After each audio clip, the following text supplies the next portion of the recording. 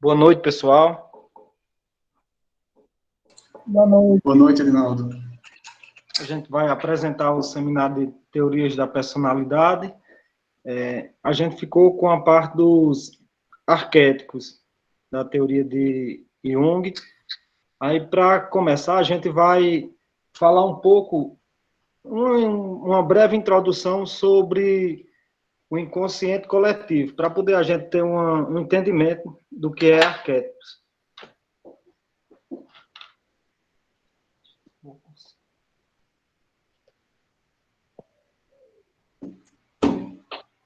O inconsciente coletivo é o nível mais profundo e menos acessível da psique. Aqui, para a gente entender o que é o inconsciente coletivo, a gente tem que...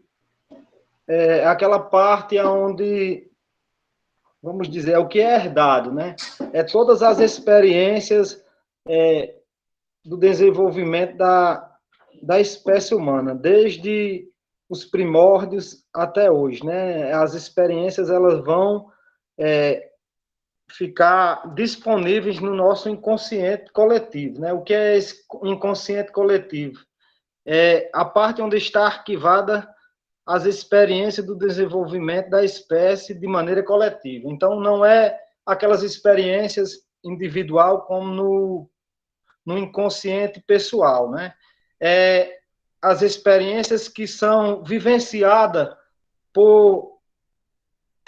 de maneira, vamos dizer assim, comum a todos, né?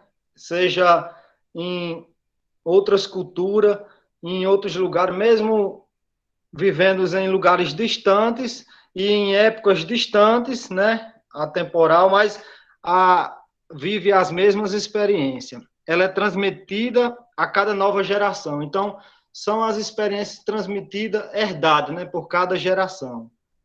Torna-se parte da nossa personalidade. Então, essas experiências, elas, juntamente, como um todo, né, quando elas se juntam com as experiências pessoais, que faz parte do inconsciente pessoal, ela vai se tornar parte da nossa personalidade. E pode dirigir ou influenciar o comportamento no presente. Pode passar o próximo. Arquétipos, né? Arquétipos é a imagem de experiências contidas no inconsciente coletivo. Então, os arquétipos, eles estão gravados no inconsciente coletivo. São as imagens, né? São aquelas imagens que Jung constatou que elas se apresentam em todas as, vamos dizer, culturas, né, diferentes. Mesmo que de forma diferente, mas elas se manifestam por temas e padrões recorrentes, né? Então, de tanto elas recorrerem, delas se repetirem, elas ficam gravadas no inconsciente de maneira privilegiada. É como a memória, né? Quando a gente repete algo, então aquela memória ela fica privilegiada. Só que no caso dos arquétipos, são algo que se repetiu durante todo o processo de desenvolvimento da espécie humana. Então, elas ficaram gravadas, predispostas, né, no nosso inconsciente. Aí, ao serem repetidos na vida de várias gerações subsequentes, são gravadas na psique e expressam em nossos sonhos e fantasias.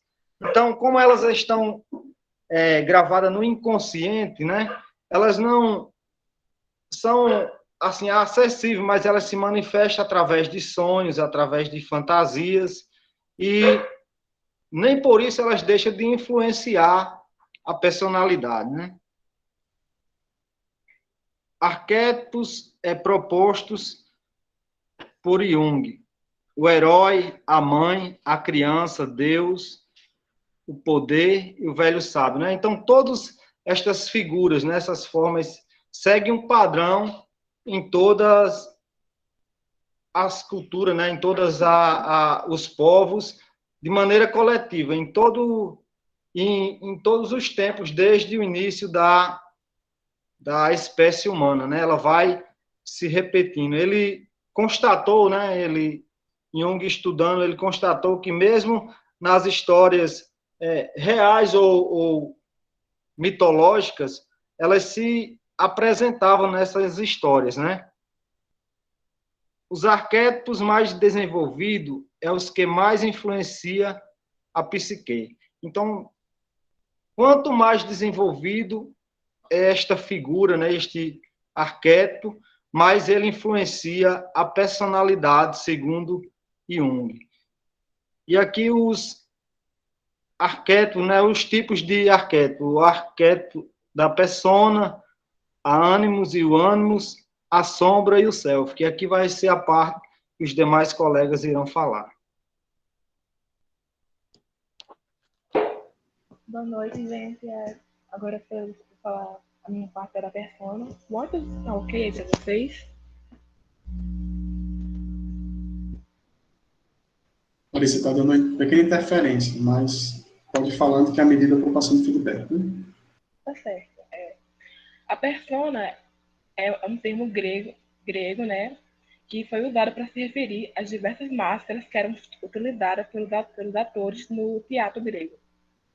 E para Jung, a persona também vai nessa linha, que são as máscaras usadas na adaptação social.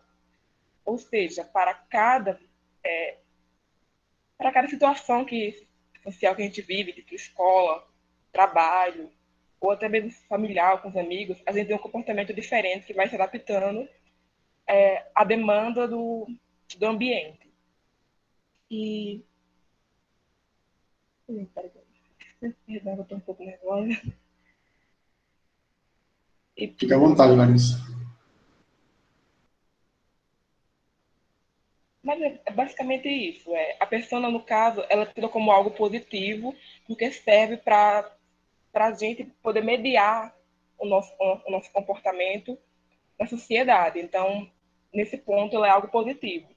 Mas a persona, ela também pode se tornar negativo quando há o caso que o Jung chamou da inflação da persona, que é quando o nosso ego ele se identifica tanto com a persona com alguma persona que a gente está utilizando que ele não consegue mais se desassociar.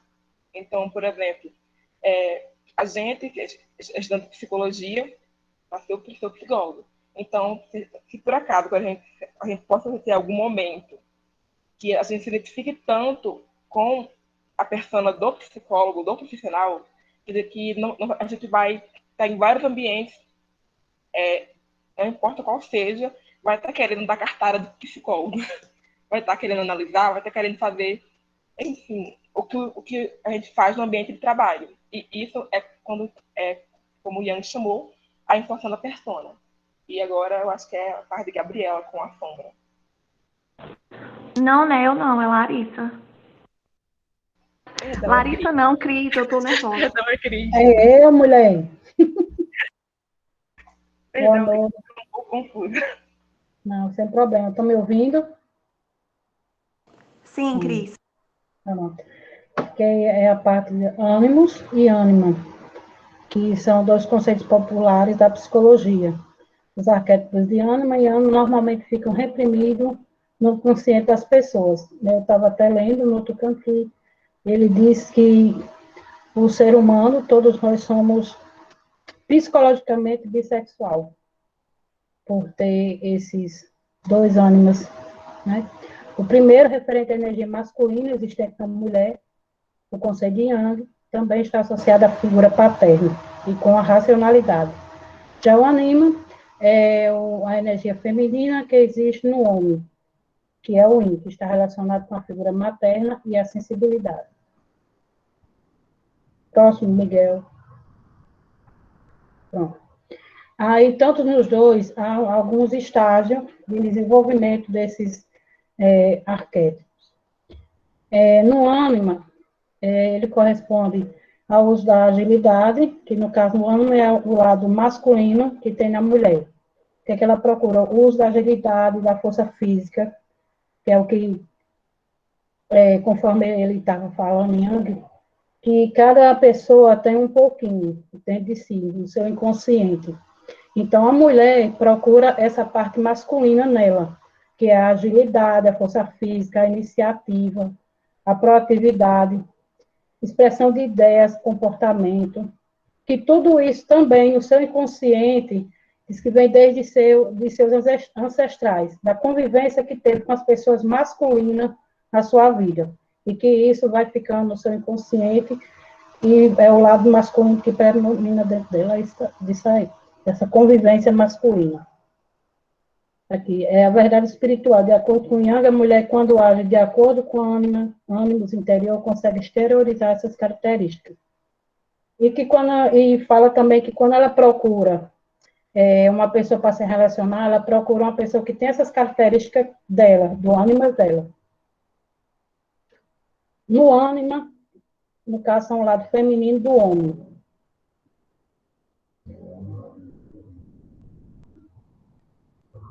Ela é simbolizada por Eva, que está relacionada ao relacionamento sexual e biológico, que também Eva simboliza a mãe, né?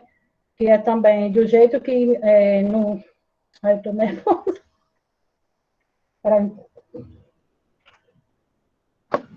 Fica à vontade, Cris. Pronto. É porque também se projeta o ânima nas mulheres que escolhe como companheira, né? Então, projeta tudo que ele quer ver, né? A mulher como inspiradora, a maternidade, a devoção espiritual, que também foi influenciado por todas as mulheres que teve na sua convivência. Sua mãe, suas irmãs, familiares próximos que teve na sua convivência. E que futuramente, quando ele procura uma companheira, também ele procura uma que complete o seu ânimo, que tem essas características. O que mais? E sabedoria, que é o conhecimento humano. A imagem global da mulher, a experiência.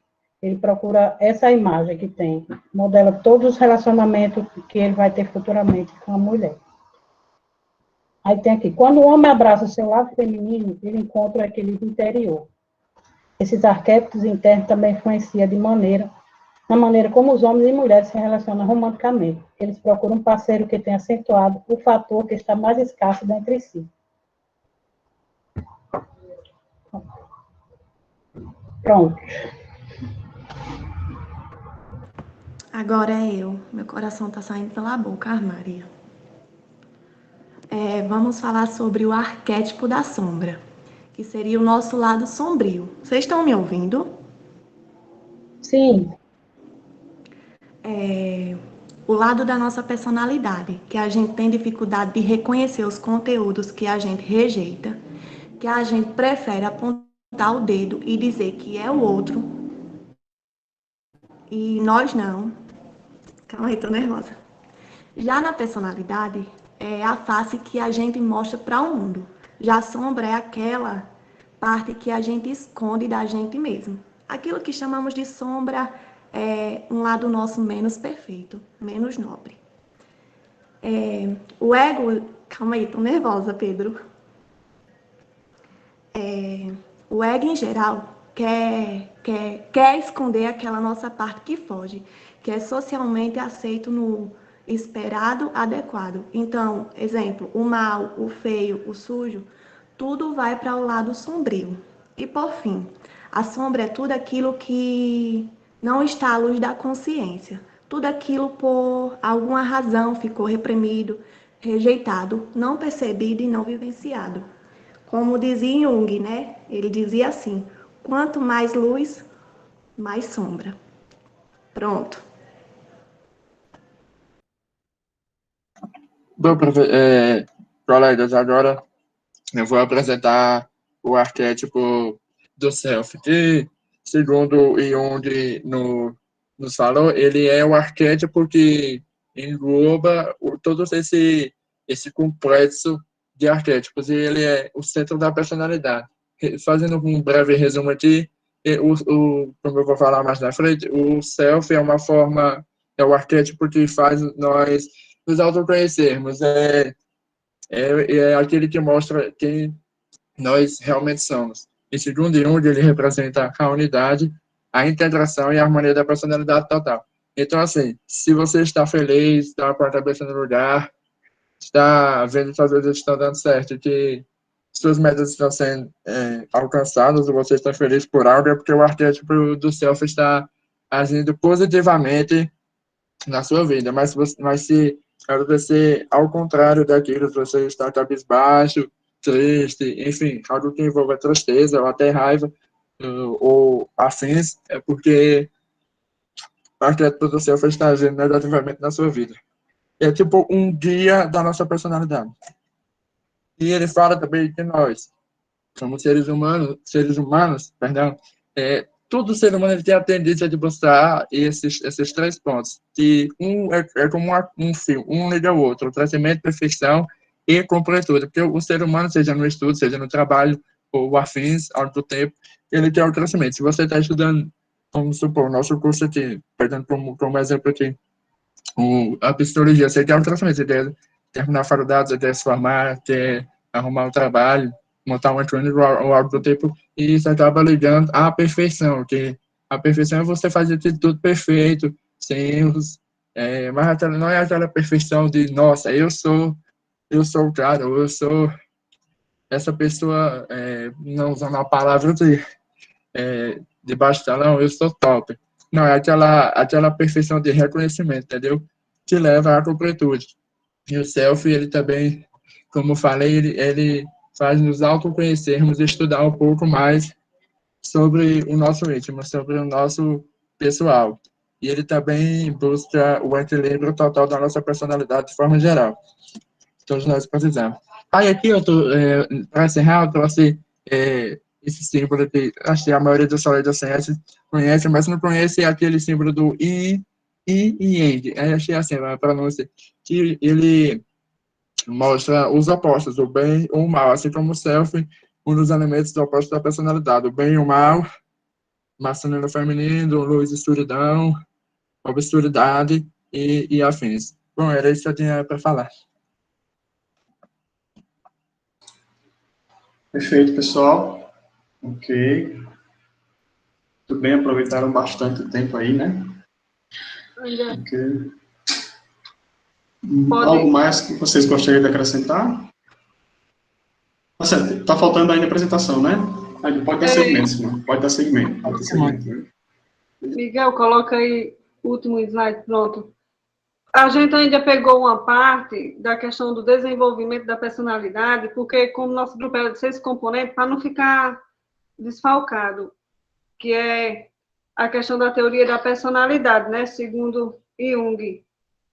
Jung, ele fala que a personalidade é determinada pelo que esperamos ser e pelo que fomos, né, e eu achei interessante, na teoria de Jung, ele faz uma crítica a Freud.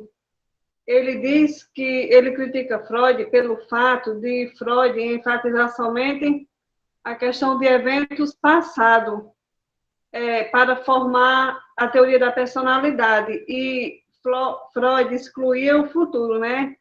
E Jung não, Jung ele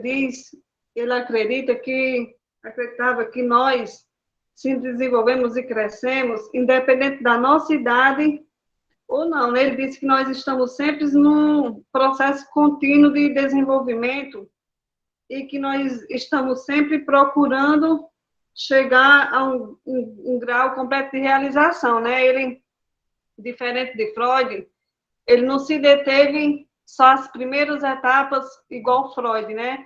Ele não, ele acreditava na sua teoria que o ser humano, ele sempre vai se desenvolvendo e sempre está buscando a questão do processo da realização.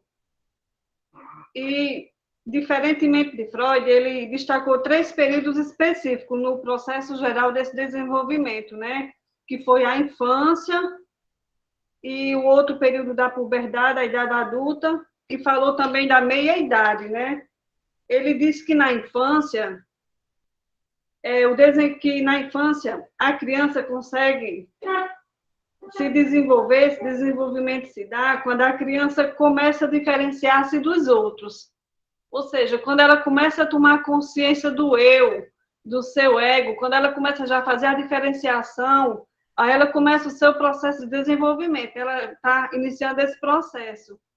E o outro período específico que Jung destaca é esse período da puberdade à idade adulta, onde ele diz que nesse período o foco é externo.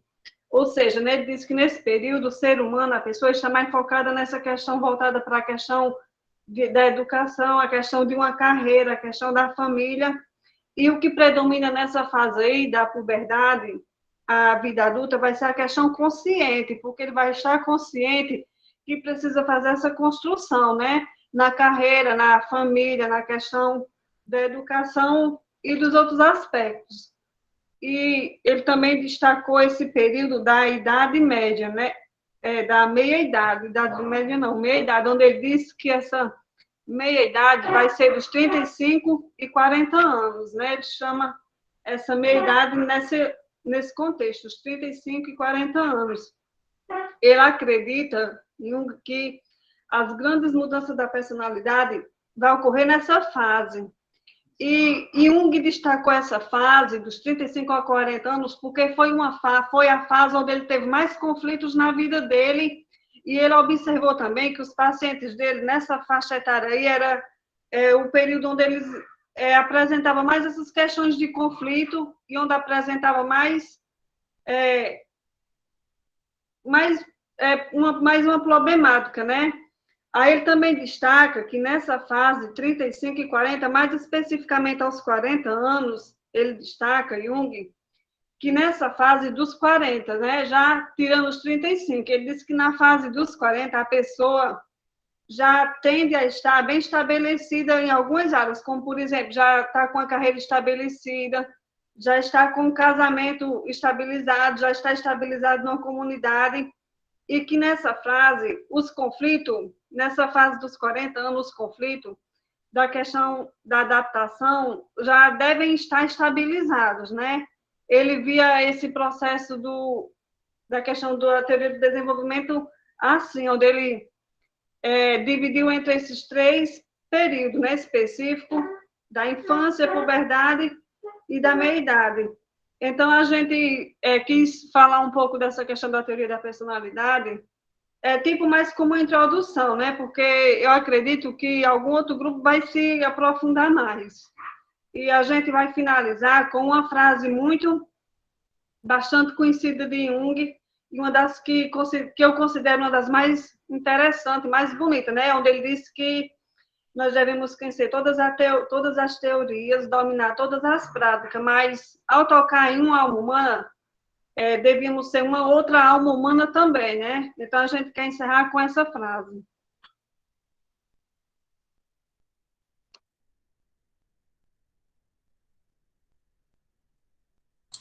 Perfeito, pessoal.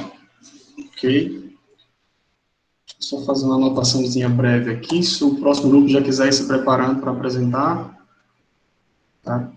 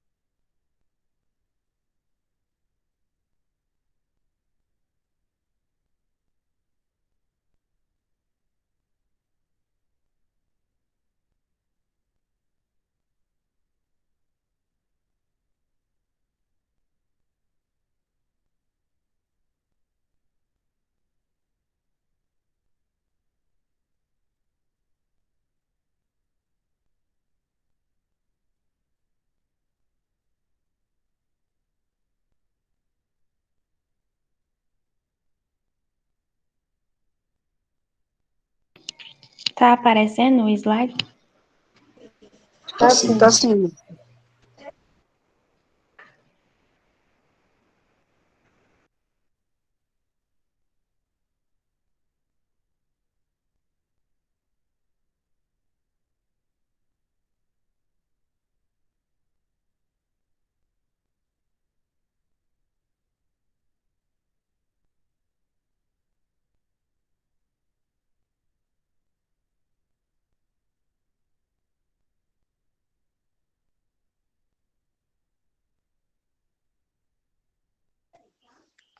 Pronto, mestre, podemos começar?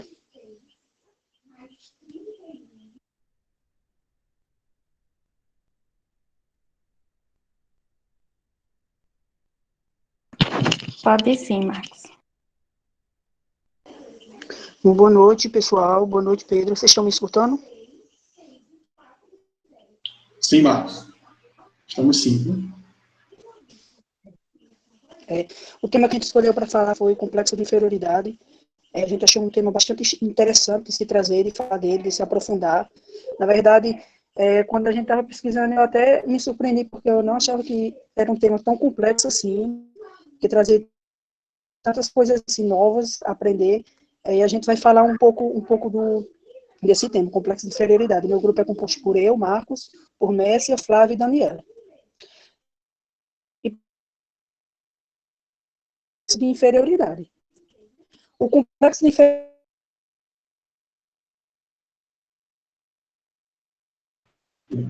Marcos. Então, o complexo Marcos. de inferioridade. Oi. Está cortando um pouquinho a tua fala. Faz o seguinte: pode deixar a câmera desligada, acho que melhora um pouquinho, viu? A internet. Deixa eu... Agora melhor? O áudio ficou um pouquinho baixo, mas não está travando mais. Então, o complexo de inferioridade é aquele sentimento de não se encaixar nos padrões sociais, é aquele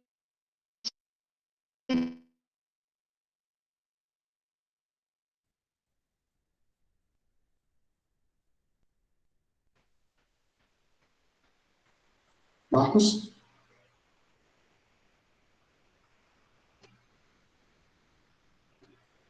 Marcos, você está conseguindo me ouvir aí?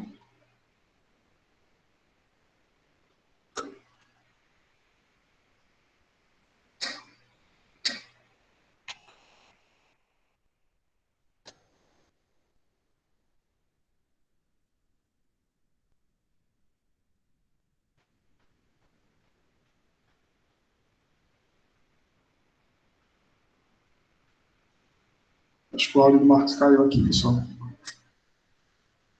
Alguém do grupo sinaliza para o Marcos que o áudio dele não está chegando? Por gentileza.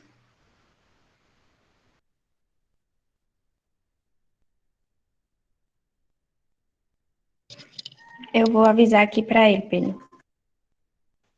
Tá, ok.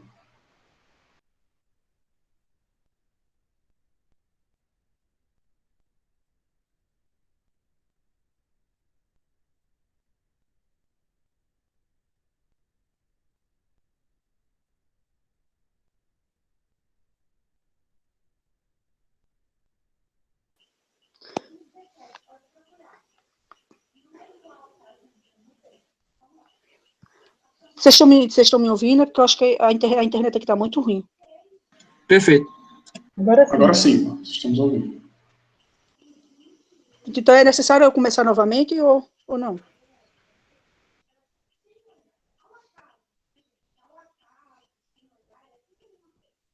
O microfone de Pedro está... Opa, perdão, pessoal. Marcos, pode recomeçar, que acabou cortando bem no meio da tua fala, a gente não compreendeu bem o que você estava falando, viu? Pode recomeçar. Não, Pedro. Desculpa aí pela interferência. Não, sem problema, fica à vontade, tá? A gente vai seguindo. Esse complexo de inferioridade, ele é o sentimento de se sentir menos que outras pessoas, de se sentir inferior, de se sentir... e ele foi trazido por Adler na sua teoria, que Adler ele falava que esse sentimento de inferioridade ele tinha as raízes lá na infância, que quando a criança ela começava a receber críticas, quando a criança ela não recebia estímulos, não recebia incentivos, ou seja, quando tinha essa falta de componentes importantes, o acréscimo de componentes negativos, a criança ela começava a ter seu primeiro contato com o complexo de inferioridade. Então, o complexo de inferioridade, ele geralmente ocorre de forma inconsciente. E quando ele ocorre de forma inconsciente, esses indivíduos, eles se compensam demais. E quando eles se compensam demais, eles acabam tendo comportamentos sociais bem exagerados. Aí eu faço a pergunta aqui para todo mundo: quem nunca se sentiu inferior em relação aos padrões que a sociedade impõe, em relação a um grupo de amigos, por você não se encaixar ali, em relação a situações que o trabalho ou a escola impõe? Eu acho que todos nós já sentimos esse sentimento de inferioridade. E eu digo para vocês, é um sentimento comum. É comum você sentir isso. Só que, quando você começa a sentir esse sentimento, que você vai alimentando esse sentimento, que você alimenta e alimenta ainda mais esse sentimento, ele já deixa de ser algo comum. Porque as pessoas que alimentam esse sentimento de ser inferior às outras são pessoas que têm hábitos extremamente tóxicos, são pessoas que elas se auto-sabotam, elas não conseguem ver a verdade em si, os seus erros, então são pessoas que não vê qualidade em si. Então, o complexo de inferioridade, esse complexo trazido por Adler, ele nada mais é do que você se sentir menos que o outro, se sentir inferior. Então, todas as vezes que vocês escutarem complexo de inferioridade, associe ele à autoestima, porque o complexo de inferioridade, ele está muito ligado com a autoestima.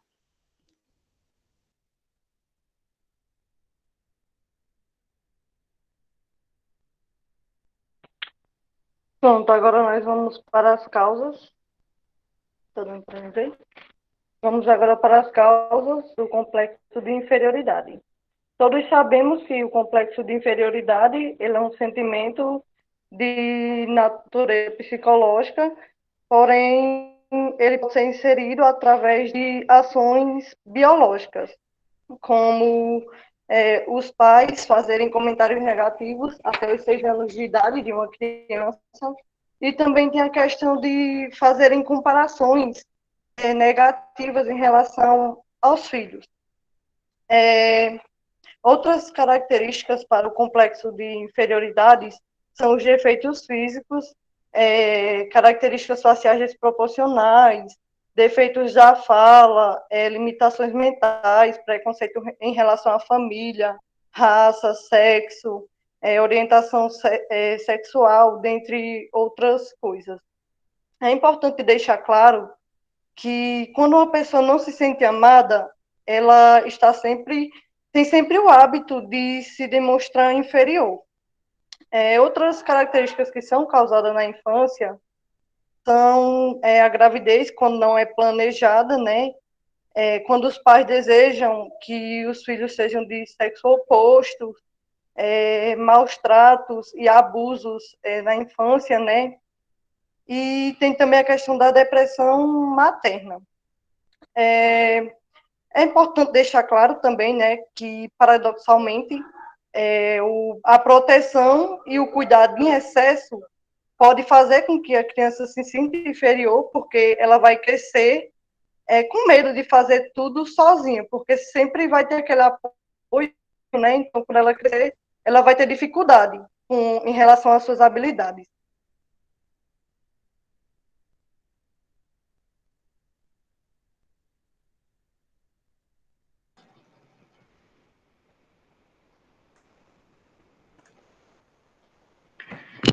Tá dando para me ouvir?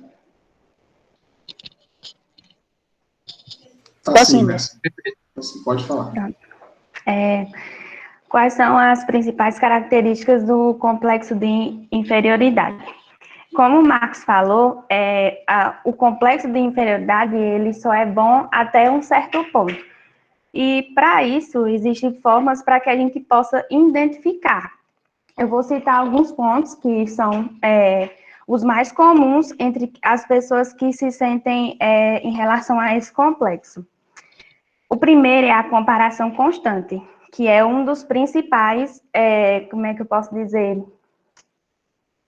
A principal causa que você pode achar que já está com esse tipo de complexo, que a pessoa ela se sente muito incapaz em tudo que ela vai fazer.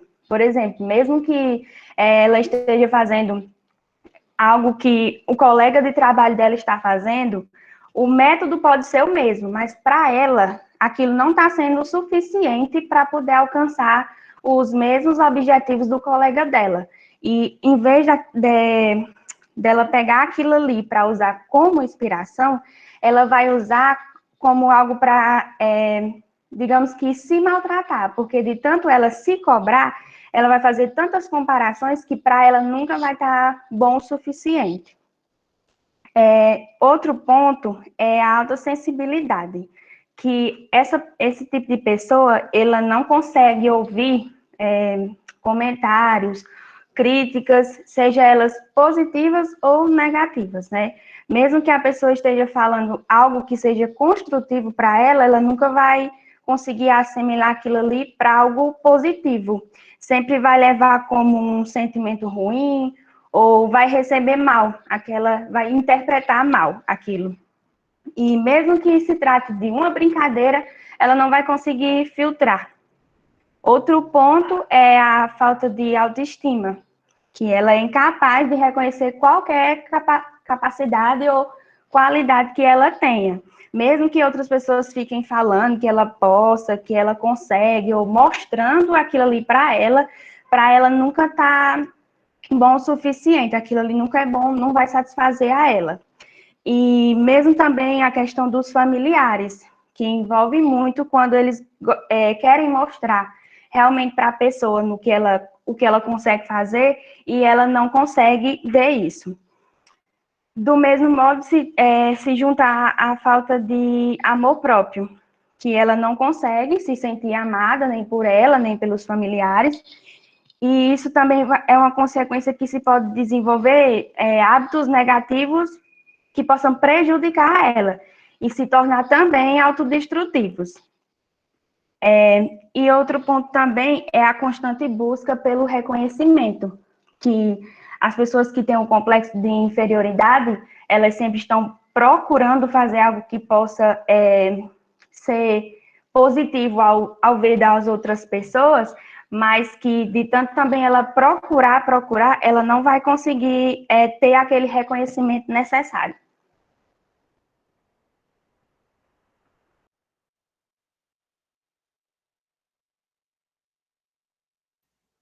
Boa noite, estão dando para me ouvir? Sim, perfeito. Sim, Daniela. Eu me chamo Daniela, né? E eu fiquei para falar um pouco sobre os sintomas do complexo de inferioridade. Os sintomas e sinais do complexo de inferioridade, eles devem ser percebidos por atitudes ou características recorrentes. Tipo assim, para perceber se uma pessoa tem esses sinais, observa-se, na verdade, se ela apresenta esses seguintes comportamentos. Se ela evitar qualquer tipo de competição, ou se tem muita dificuldade para tomar decisões, se parecer ser uma pessoa bastante influenciável, se sentir inveja e desmerecer as conquistas de outras pessoas, se ela está sempre buscando atenção, e tem diversos outros comportamentos. E assim, geralmente, pessoas assim, elas interpretam contratempos rotineiros. Por exemplo, se uma mensagem que é demorada para ser respondida, ou até mesmo que não respondem. E assim, essas pessoas que apresentam sintomas de complexo de inferioridade, elas expressam um sentimento de vitimização. Assim, elas transferem a culpa para outras pessoas e se colocam como vítima, digna de pena.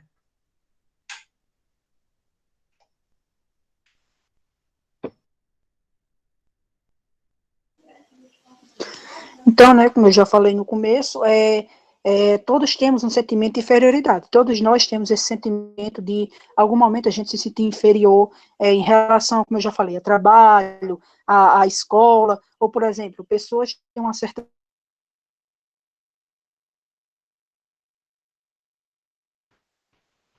Cortou um pouquinho, Marcos.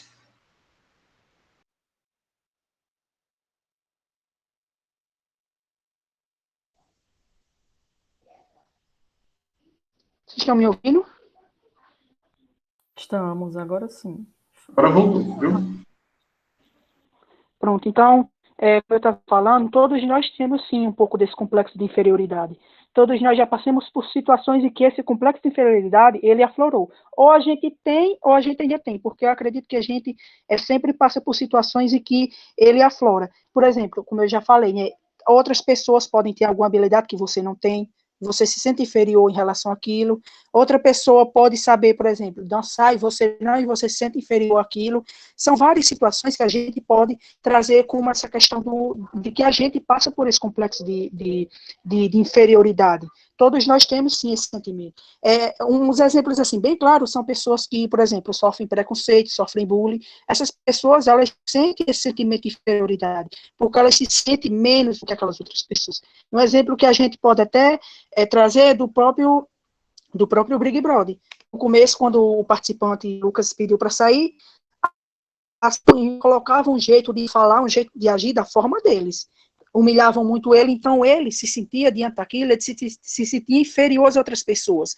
Só que aquelas outras pessoas, elas estavam dentro de um complexo de superioridade, porque o complexo de superioridade é aquelas pessoas que se acham melhor do que as outras, que se acham acima das outras pessoas. Elas gostam de criticar, elas gostam de humilhar, então elas faziam isso e com isso ele se sentia menos do que eles todos. Então a gente pode pegar esse tipo de situação, como eu já falei, a questão do racismo, do preconceito, bullying, enfim, todas essas situações colocam quem passa por elas como se sentindo menos que as outras pessoas. Então, respondendo, todos nós sim temos, né, esse sentimento de inferioridade, mas como eu falei, até um certo ponto é normal, só que quando você vai alimentando ele demais, ele já vai deixando de ser algo normal e que precisa de uma ajuda. Agora vamos ver assim como lidar, né, com o complexo de inferioridade. Bom, é importante que a pessoa ela faça uma psicoterapia, né, e logo após ela busque ajuda de um profissional da área, que no caso seria o psicólogo. É importante também que a pessoa ela se ajude, né, que ela tente entender a situação, porque não tem ninguém perfeito, né? Algumas pessoas são boas em umas coisas, outras são boas em outras, e a gente tem que entender que a gente tem nosso valor, né? E é isso. Todos nós não precisa de comparação, porque todos nós devemos ter orgulho de quem somos, do que fazemos e do que podemos construir ao longo da vida. E é isso.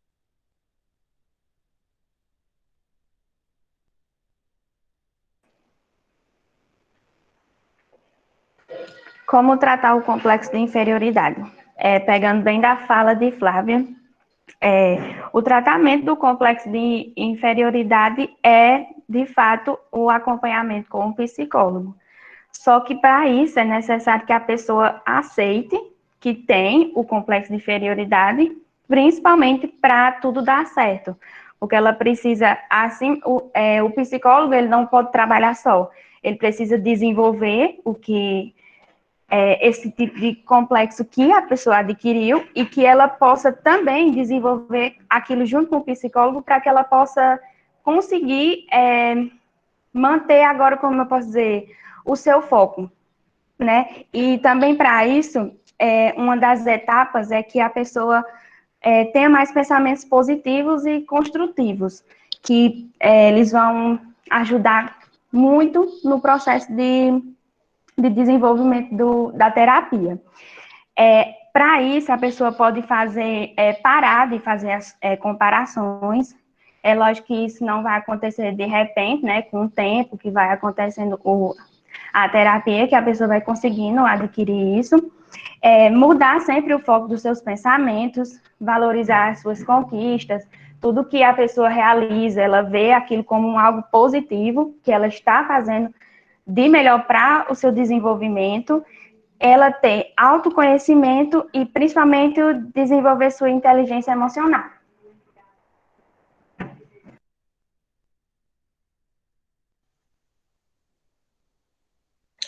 Como o psicólogo pode ajudar? O papel do psicólogo, assim, no tratamento do complexo de inferioridade, é ensinar você a alterar a sua forma de pensar e, consequentemente, fazer com que você possa se comportar diante de algumas situações que venham lhe trazer desconforto.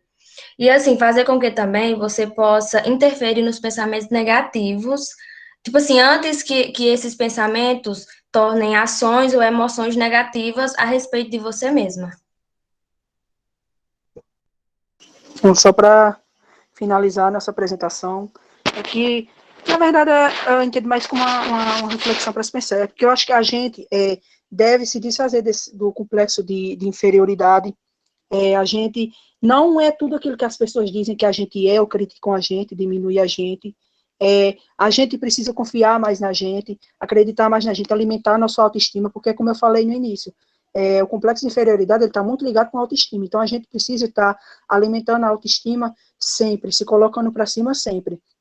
E, na verdade, esse sentimento de inferioridade que a gente sente, ele é um sentimento de, eu posso dizer que de um rei, porque por mais que você reclame, por mais que você reconheça seus defeitos, seus pontos positivos, mas e que você se reconhece que é pequeno, mas você está sempre buscando crescer e crescer cada dia mais. Eu acho que o importante é isso, que por mais que você reconheça todos os seus defeitos e falhas, você está buscando crescer. Então, essa foi nossa apresentação, espero que vocês tenham gostado. E desculpe por alguma coisa, pelas interferências, a questão da internet, mas é isso mesmo.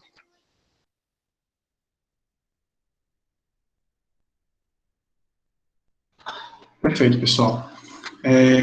Enquanto aqui vocês vão se organizando, o próximo grupo, tá? Eu vou só pegar uma água aqui e já volto, rapidinho, tá bom? Se vocês quiserem aproveitar esse tempo também para ir se organizar, tomar uma água, fazer alguma coisa, tá bom? Fiquem à vontade. Eu vou só pegar água e já retorno. Coisa rápida.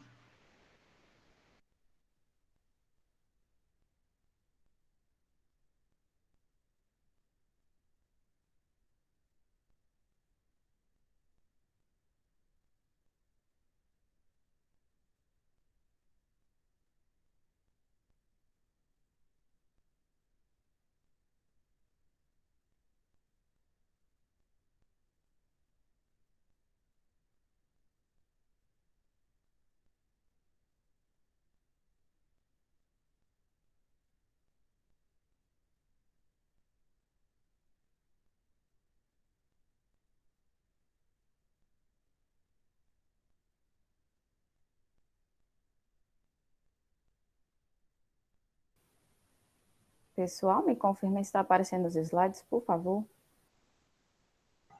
Tá sim, Vitória. Obrigada.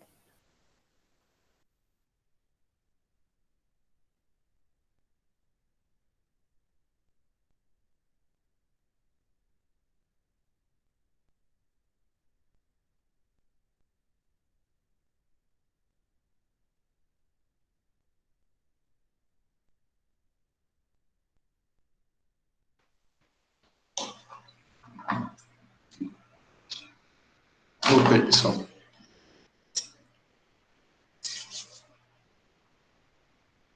Pode começar? Pode iniciar. Tá dando para escutar normal, né? Tá sim, Vanessa. Pode iniciar, viu? Pronto. A gente vai falar também sobre os arquétipos, né? O grupo é formado por eu, Vanessa, Larissa, Régia e Vinícius. Bom, eu vou começar falando um pouco e os meninos vão dar continuidade.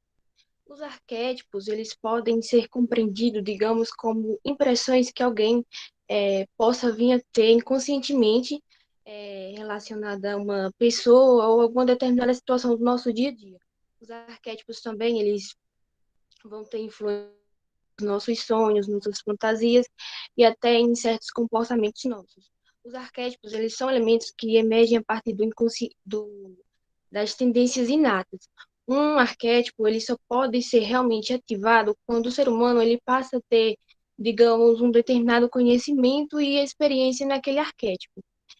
Os arquétipos também, eles incluem elementos pessoais, individuais de uma particularidade de cada ser humano. Para Jung, existem vários tipos de arquétipos que podem se desenvolver a partir do inconsciente coletivo. O inconsciente coletivo e os arquétipos, eles vão, de certa forma, estar interligados, andando lado a lado. O inconsciente coletivo, ele pode ser, digamos que, compreendido como um reservatório onde o ser humano ele pode armazenar, de certa forma, conhecimentos, experiências adquiridas ao longo da sua vida. Conhecimentos, assim, como eu posso falar, experiências até adquiridas pelos seus ancestrais, que foram passados de geração em geração. O inconsciente coletivo ele também pode ser compreendido, digamos, como uma parte nossa, enquanto seres humanos, que a gente não conhece sobre a nossa própria existência, sobre a nossa própria essência, digamos assim. Vai estar armazenado alguns tipos de sentimentos, comportamentos, atitudes que a gente, enquanto dono de si, a gente não tem aquele conhecimento que pode agir de tal forma, que pode ter tal comportamento, que pode, em algum momento da vida, criar aquele tipo de sentimento que antes a gente, por exemplo, diria ser incapaz de ter aquele comportamento, aquele sentimento. Por exemplo, uma pessoa que ela sempre tem comportamentos positivos, sempre é uma pessoa com comportamentos excelentes, e em algum momento da vida, digamos que em uma situação, ela está em uma situação assim, digamos que meio que ela se agita e vem a ter um comportamento negativo. Ou seja, quando a ação for executada, quando tudo aquilo passar, ela vai se questionar. Realmente eu estava bem, eu estava fora de si para ter aquele comportamento. Assim, o que acontece até com a gente no cotidiano. Às vezes a gente tem um comportamento que em determinada situação, em outra situação, a gente diria que seria incapaz de ter aquele comportamento, porque acontece mais no impulso, digamos. Ele vai estar armazenado no inconsciente coletivo e você não tem aquele conhecimento que você pode, de certa forma, em algum momento, se expor daquela forma, né? Ter aquele determinado comportamento, levando em consideração também sentimentos, alguns sentimentos que a gente diz ser incapaz de criar, de ter em algum momento da vida e às vezes sem dar conta a gente já adquiriu ou ainda vai adquirir. Por isso aquela velha frase que diz que a gente nunca pode dizer nunca, né? Porque a vida proporciona essas coisas, digamos.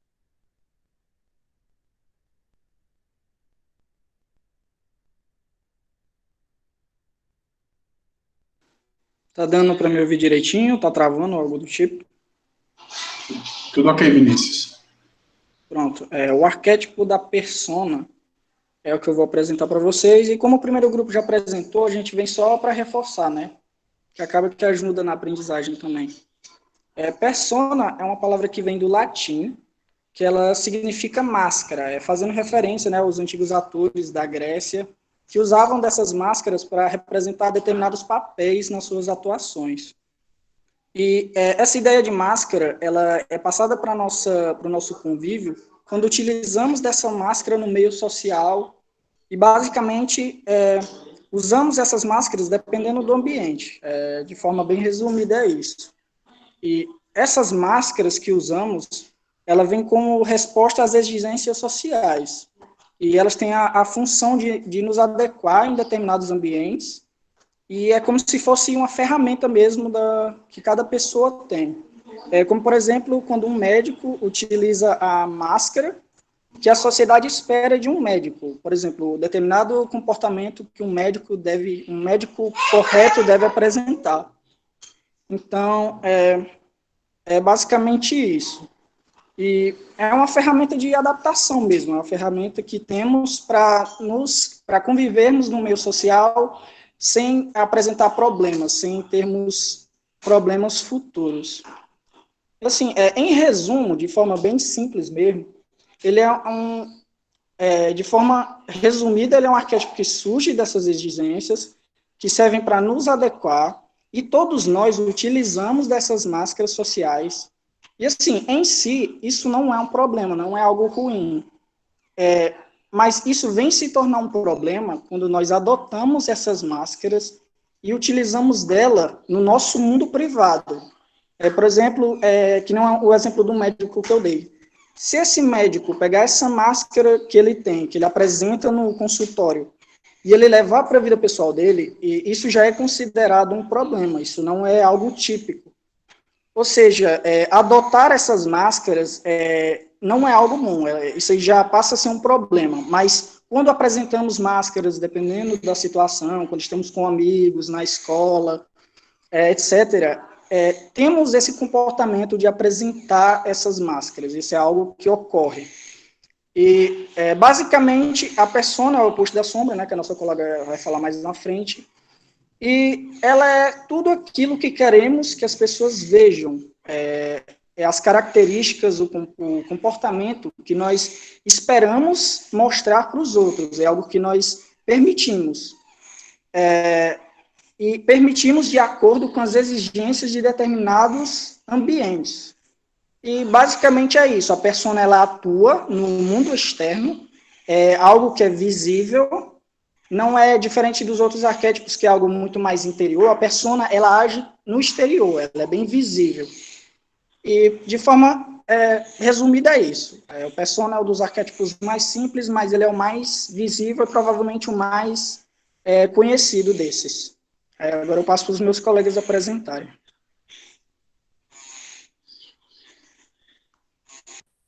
Pessoal, boa noite. Me confirma se dá tempo para mim ouvir direitinho? Perfeito. Tá sim, Vitória. Tudo ok. Obrigada. Como o Cris já falou, né? Vou aqui falar um pouquinho de ânima e ânimos, vou só explanar um pouco mais. Como o Vinícius finalizou a fala dele dizendo que a persona é algo mais exterior, o ânimos e a ânima já é algo mais interior. Como vocês podem ver, o símbolo do Yin e Yang aí, Jung fala que é o masculino contido no feminino e o feminino contido no masculino. Naturalmente, o homem já possui suas características diferentes da mulher. O homem foi criado com o simbolismo de luta, de força, de defesa. Ele é esse ser mais, tipo uma rocha, é como se fosse proteção, como uma pessoa forte em suas características. Já a mulher tem a sua feminilidade aguçada. É um ser mais sensível, um ser mais amoroso, mais compreensível, mais delicado, possui mais docilidade. E aí, ele vai falar que tanto o homem como a mulher possuem ambas as características dos sexos opostos. Na ânima, é o feminino que há em cada homem. E aí ele fala que quando o homem assume a sua ânima, ele é um ser que vai ter a sua criatividade mais aguçada, porque naturalmente a mulher é mais criativa do que o homem. Mas aí quando ele aceita que há um feminino nele também, essa criatividade vai ser mais aguçada, ele vai ser uma pessoa que possui mais sensibilidade ao lidar com o outro. E aí ocorre o inverso no ânimos, que é o masculino que há em cada mulher. Ela, ao assumir essas características de maneira harmônica, com a sua feminilidade, ela vai ser um símbolo de força, mas não uma força braçal, mas considerada uma força interior. É um ser que vai ter mais energia, que vai ser mais corajosa, que vai ser mais atuante. Em contrapartida, ele fala que se você não assumir isso de maneira harmônica, se você nega esse ânimos, a mulher, no caso, ela vai se tornar, digamos assim, um Carlão. Né? Ela vai se tornar uma mulher-homem, porque ela vai ser mais agressiva, ela vai perder a sua sensibilidade. E aí, as características masculinas vão ser afloradas e o feminino vai tender a diminuir. E no homem, o que acontece, quando ele nega isso, quando não há essa harmonia entre os dois, ele vai ser um homem mais arrogante, ele vai ser um homem que não leva as coisas sérias, ele vai ser um homem agressivo, vai ser um homem machista, e o que a gente vê muito na sociedade. Tanto mulheres assumindo um papel de homem, um papel que não é delas, negando a sua feminilidade, negando a sua doçura, a sua beleza, porque antigamente a beleza era muito exaltada na mulher. E aí hoje ela é muito negada, porque elas acabam vendo a fragilidade feminina como algo ruim. E não é, porque é algo que é nato da mulher. E aí quando ela envolve as características do feminino com o masculino, ela se torna uma mulher corajosa e forte, mas que possui as características de ambos os sexos. E a gente vê muito também na sociedade muitos homens machistas, muitos homens agressivos, muitos homens que se acham superiores a mulheres. E aí ele vai falar, Jung também vai falar, que essa projeção do homem, do ânimos e da ânima, é feita na mãe, na ânima é feita na mãe, e no ânimos é feita no pai. Que aí quando ela vai procurar um parceiro, e quando ele vai procurar uma parceira, eles vão buscar essas características que já tinham, que seus pais já possuem. para se completarem, né? Um complemento, um que complementa o outro. E aí o símbolo, como vocês podem ver, o yin e yang, essa parte marronzinha, como o símbolo está em PNG, está tudo escuro, mas essa parte marrom é considerada a parte escura. Eu acho que é os aspectos femininos. E aí a parte mais clara seria os aspectos masculinos. E as duas bolinhas que tem são as características do sexo oposto misturados entre um e outro. E aí Jung vai dizer que quando isso é negado, ele precisa ser expresso, porque quando é negado, ocorre uma unilateralidade da personalidade, que é o que vai acontecer com a mulher de ser agressiva e com o homem de também ser agressivo. É isso e vamos dar continuidade. Espero que tenha ficado claro. Regi agora vai falar da sombra. Olá, boa noite. Eu vou falar sobre o arquétipo da sombra. A sombra é um dos arquétipos mais importantes da teoria de Jung e ele é basicamente como o lado sombrio do ser humano. No arquétipo vão estar aqueles comportamentos, sentimentos e pensamentos que são vistos na sociedade como imorais, perversos, maldosos e etc. Também vão estar os nossos instintos mais selvagens e nossos desejos mais profundos. E por isso a sombra muitas vezes é vista como uma coisa ruim, uma coisa perversa, e ela às vezes é mal interpretada. Mas a sombra, ela não é somente a fonte do mal, ela também é a fonte da vitalidade, espontaneidade, criatividade e da emoção. Ela vai ter os aspectos positivos e negativos do ser humano. E a sombra, esses aspectos positivos vão ser muito importantes na construção do ser humano. E o problema de a sombra ela ser mal interpretada é que pelo fato de as pessoas verem a sombra como algo ruim, elas acabam reprimindo a sombra e o seu conteúdo sem pensar duas vezes. E ao mesmo tempo que a gente reprime a parte ruim da sombra, também vamos reprimir a parte boa. E isso vai acabar tendo consequências, porque a nossa construção vai depender dos aspectos da sombra. E vamos acabar criando uma personalidade superficial, fraca, porque ela não vai conseguir ter a sua fonte total de criatividade, espontaneidade, porque essas emoções, esses aspectos vão estar na sombra e vão estar sendo reprimidos. E esse é apenas uma das consequências em se reprimir a sombra. Jung, ele defendia que a sombra ela tem que ser aceita, tem que ser trabalhada e enfrentada. E a principal consequência em se reprimir a sombra é que quanto mais a sombra for reprimida, mais forte ela vai se tornar, mais poderosa ela vai se tornar. Então, aqueles instintos que antes não tinham nenhuma influência sobre nós, vão se tornar mais poderosos e vão ter mais controle sobre nós, chegando até ao ponto de que eles podem se libertar e nos controlar. Isso gera consequências enormes.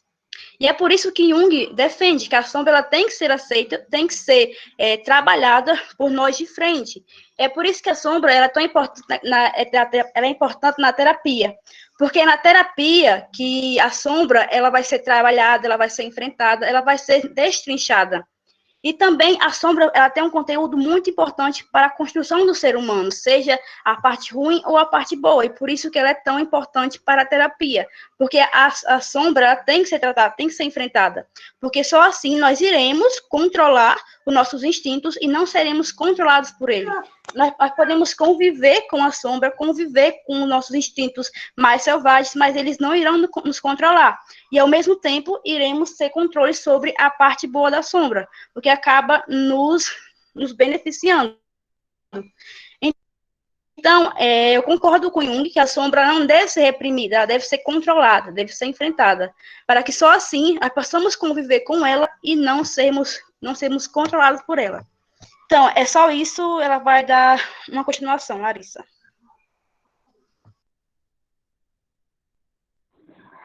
Boa noite, eu vou falar sobre o self. O self é a principal organização da nossa personalidade.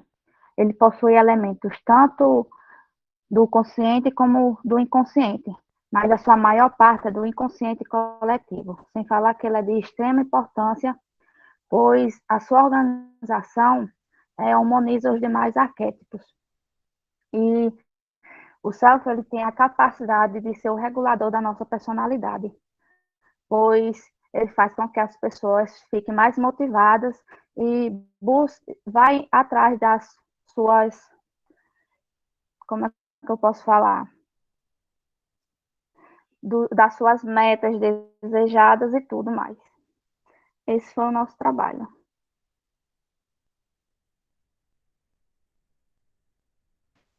Perfeito, pessoal. Alguém vai acrescentar mais alguma coisa? Não, né? Ótimo. O próximo Não, grupo... professor, já finalizamos. Perfeito. O próximo grupo pode já começar a se organizar, tá bom?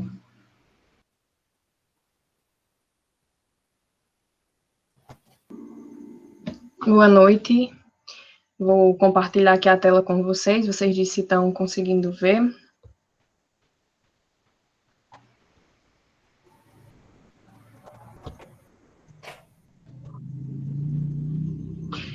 A gente vai ficar responsável, né, escolher esse tema, sistemas de personalidade e as atitudes, no qual está Ingrid, Antônio, Roberto, infelizmente, de última hora não pôde estar.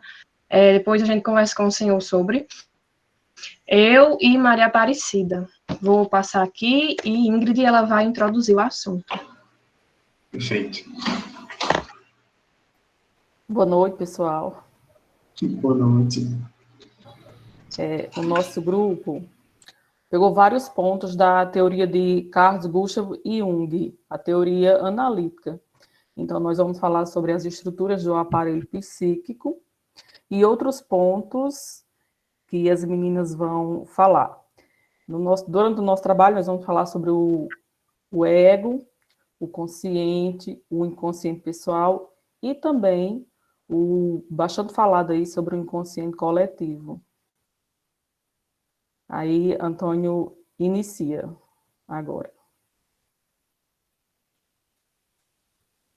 Pessoal, só uma dúvida. No caso, vocês não têm apresentação de slide, né? Temos sim, a Andressa vai compartilhar. A Andressa não tá. chegou ainda não, viu?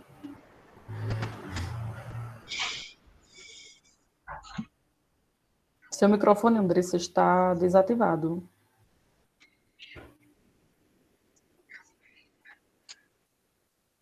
Vou colocar agora para apresentar a tela. Eu pensei que tinha colocado, desculpa.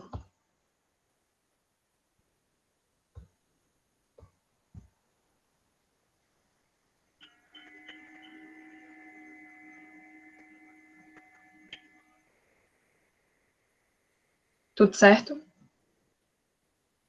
Sim, sim.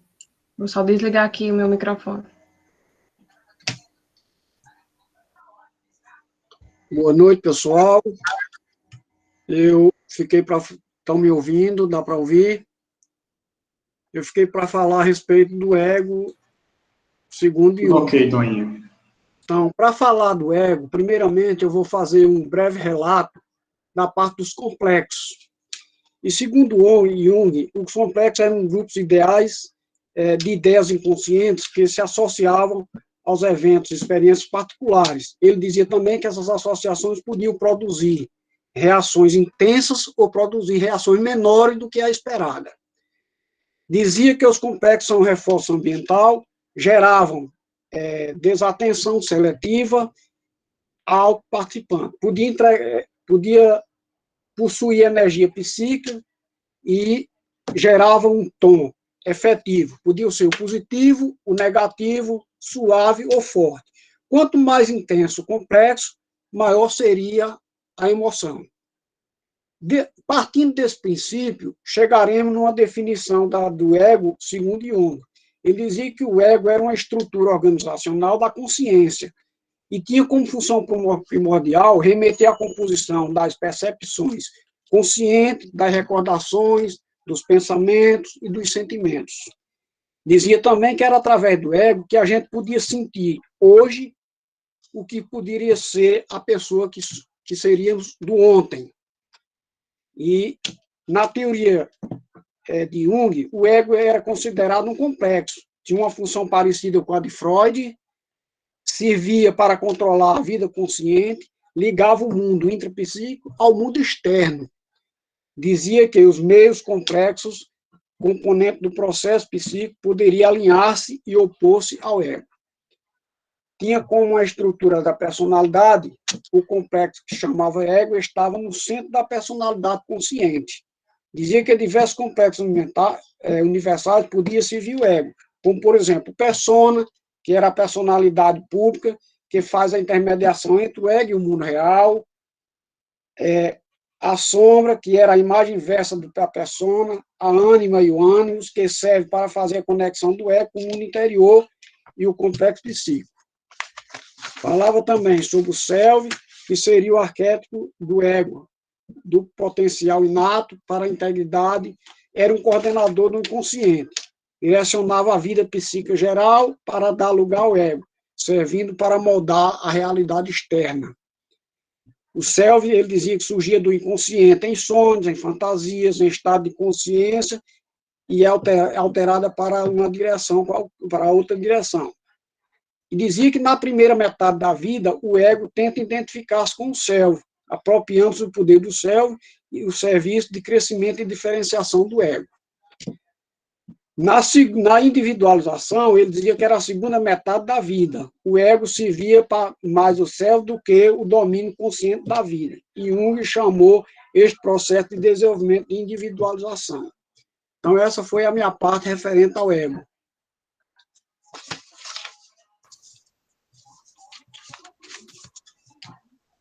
Bem, pessoal, nós também vamos falar sobre o inconsciente coletivo e, posteriormente, iremos falar também sobre o inconsciente pessoal, que seria parte de Luana Roberta, mas, infelizmente, ela não vai poder participar falando dessa temática.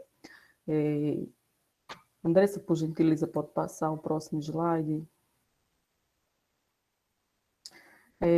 Jung definiu o inconsciente coletivo como a parte abissal. Abissal significa profundo, então seria a parte profunda da nossa mente. Essa região seria construída por informações e impressões herdadas pela família e indivíduos de fora, ou seja, esses indivíduos de fora são os indivíduos das nossas ancestralidades. Nós herdamos dos nossos antepassados comportamentos, sentimentos e impressões que não controlamos, conscientemente residem nele. O inconsciente coletivo, ele é a parte mais profunda da psique. Ele é construído pelos materiais que foram herdados, traços funcionais, ou seja, são imagens que nós trazemos e a gente não imagina que temos essa parte da psique, porque ela é profunda. A palavra psique, ela vem do grego e é utilizada para retratar alma ou espírito. Essa parte do inconsciente coletivo, na teoria de Jung, gerou bastante polêmica na época, porque como era que ele poderia apresentar uma teoria que se falava que você não poderia chegar a saber o que estaria mesmo, o que seria esse inconsciente coletivo. Andressa, pode passar o slide. Então, colocamos essa imagem para ilustrar, para a gente ter um pouco de noção sobre o inconsciente coletivo, porque primeiro vem a área psíquica, onde está a consciência, aí tem o corpo físico, aí vem o pessoal, já digamos que nesse iceberg está no meio, e tem essa parte individual, ou seja, o inconsciente individual pertencente a cada pessoa, e depois vem o inconsciente coletivo, a gente vê que é a profundeza. Nós podemos pensar se esse inconsciente coletivo ele pode ser acessível. Como? Será que nós podemos acessar de alguma forma esse inconsciente? Jung dizia que sim, através dos sonhos. E diante disso, ele fez suas investigações no campo dos sonhos. É nesse momento que nós temos acesso a esse inconsciente, porque às vezes a gente tem sonho e diz assim, meu Deus, eu sonhei uma coisa tão absurda, e ele vem tratar disso. Esse inconsciente coletivo, como alguém falou aí, muitos colegas falaram dos arquétipos, eles estão presentes exatamente dentro do inconsciente coletivo. Digamos, eu posso fazer uma comparação, que é um reservatório de imagens chamadas de arquétipos. São as imagens primordiais que nós herdamos dos nossos ancestrais. Por exemplo, o medo. As pessoas, a maioria, tem medo de cobra. É como se essa predisposição fosse inata, ou seja, nós já nascemos com essa predisposição. E ele vem trazer também, nesse inconsciente coletivo, as experiências herdadas, por exemplo. A gente imagina a figura materna, o medo da morte, o medo do escuro, ou idolatrar alguma figura divina. Então, é isso que ele vai trazer em sua teoria. É como nós reagimos a esse mundo, porém, nesse inconsciente coletivo, nós trazemos da nossa ancestralidade. É como se viesse impresso a todos os seres humanos. Aí é onde estão os principais arquétipos de Jung, que é a persona, que já foi falado, a grande mãe, a sombra, o velho sábio, ânima e ânimos, herói e self. Eu posso concluir essa parte do inconsciente coletivo dizendo que, se nós temos na medicina uma herança genética, então nós temos na nossa psique uma herança da nossa ancestralidade. Pode passar. Pronto, pessoal, Pedro está contando os minutos, essa parte do inconsciente pessoal aqui já seria parte de Luana, certo? Então, nós vamos falar um pouco dessa parte do inconsciente pessoal, já que ela não pôde estar presente para fazer sua apresentação. Então, assim, se no inconsciente coletivo nós temos a parte mais profunda, que seria a psique, o inconsciente pessoal, ele vem trazer que é um reservatório de material que já foi consciente, porém, ele agora é inconsciente. São memórias, digamos que insignificantes, ou que sejam perturbadoras, digamos assim. Ele está entre o inconsciente pessoal e o ego. Eles estão bem próximos. O porquê, assim, o que é inconsciente hoje, já foi consciente um dia. Se alguém do grupo mais quiser colocar sobre essa parte, digamos, para complementar também, digamos que é um complexo que é o centro do padrão de emoções, de lembranças, de percepções que estão adormecidas, que estão guardadas em algum lugar da nossa mente.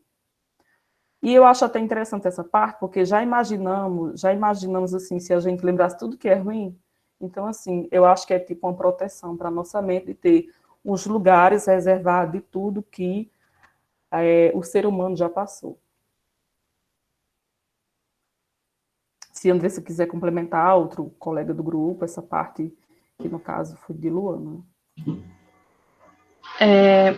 Podemos dizer que o inconsciente pessoal, né, para Jung, é parecido com aquela teoria de pré-consciente de Freud, que dizia que, por exemplo, a nossa consciência, como ela é minimizada, a gente só pode pensar algumas coisas no momento, então vai passando as memórias dos acontecimentos dos dias, dos antepassados, e não pode ser colocada tudo naquele momento, não vai sendo guardada, arquivada, né, e ela pode ser lembrada a qualquer momento. Aí, como Ingrid falou, ou ela pode ser esquecida porque não tem necessidade de ser lembrada no momento, ou também por conta que foi um acontecimento, né, triste, aí a pessoa reprime. Agora eu vou falar sobre a minha parte, que é sobre as atitudes, né, de Jung, que é de extroversão, e mais na frente vai ser falado sobre a de introversão. De forma geral, como sabemos e aprendemos em aula, né, a atitude de extroversão seria aquele que o indivíduo direciona a sua atenção para o mundo exterior, né? Essa imagem aí, ela é bem, assim, autoexplicativa, né? É uma energia que vem de dentro para fora. E o que seria a atitude de extroversão para Jung? Primeiro, vamos ao conceito. A atitude de extroversão para o Jung seria um tipo de disposição, conceituando o que seria tipo. Tipo é algo que é um componente, algo dimensional, algo que é único. Então, se tipo é algo que é único, a disposição para Jung, nessa questão de atitude de extroversão, seria a energia, o estado de energia da nossa psique, né, que ele chamou de libido. Enquanto Freud usava esse termo de libido como forma apenas para questões sexuais, não a relação sexual em si, como o Pedro já explicou, mas para a sexualidade humana, e assim, consequente, interferir em nossas atitudes, e Jung dizia que sim, isso acontecia, mas de forma mais ampla e geral. Tanto que o termo psique foi que ele associou a questão do estudo da personalidade, então ele vai dizer que a libido não só é algo relacionado às nossas relações sexuais, mas também aquilo que nos impulsiona a agir, né? Nosso pensamento, nossos sentimentos, emoções. Então, a atitude de extroversão seria um tipo de disposição, um tipo de disposição de uma energia à referida atitude, à referida coisa. No caso da extroversão, seria a libido, a energia de dentro para fora. Aí, características de atitude de extroversão. Aí tem duas imagens, né? Essa primeira imagem, ela mostra, querendo deixar claro, Cidinha vai explicar mais lá na frente, mas quero deixar claro que aqui não estou dizendo que essa pessoa que está falando, a atitude predominante dela é a extroversão, mas nesse momento, a atitude que ela está tendo é de extroversão. Por quê? Porque ela está usando da sua energia psíquica, da sua psique, ou seja, do seu raciocínio, da sua mente, do seu pensamento para fora, de dentro para fora. Ela está explicando, o pessoal ali está tudo escutando. Então, eu acredito que, como ela está usando da sua energia de dentro para fora, a extroversão, aqueles que estão escutando, né, prestando atenção, estão se esforçando de fora para dentro, para entender, compreender. Essa outra imagem também, essa segunda imagem, ela retrata também essa questão, quando a gente fala, ou seja, até quando eu estou falando aqui, essa atitude de extroversão, porque eu estou usando o meu pensamento, do que eu estudei, de tudo que está dentro para fora. As características das atitudes são perceptíveis até aos leigos, e Jung vai dizer. Por quê? Porque por mais que a pessoa não seja psicólogo, não esteja estudando essa questão na parte teórica e prática em si, uma pessoa ela pode muito bem identificar se uma pessoa tem atividade de extroversão ou introversão de questão mais simples, do cotidiano. Ou seja, muitas das vezes uma pessoa chega e diz, você é muito aberta, comunicativa. Não, você já é mais calado, você já é mais introspectivo, e por aí vai. Aí agora o Cidinho vai falar a parte dela, sobre a introversão. Tá dando para me ouvir?